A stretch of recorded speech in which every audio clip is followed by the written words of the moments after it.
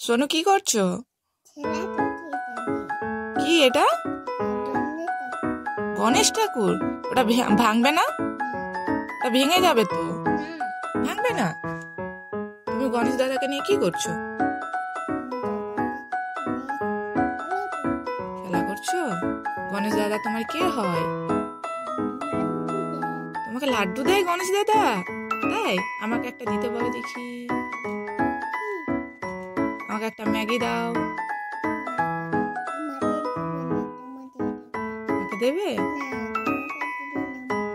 তোমাকে দেবে? দেখি আমাকে তোমাকে দিতে বলে দেখি একটা ম্যাগি। হ্যাঁ, তোমাকে ম্যাগি দিয়েছে? বাহ, গণেশ দাদা তোমাকে ম্যাগিও দিয়ে দিল। তাই? দেখি কেমন গণেশ দাদা।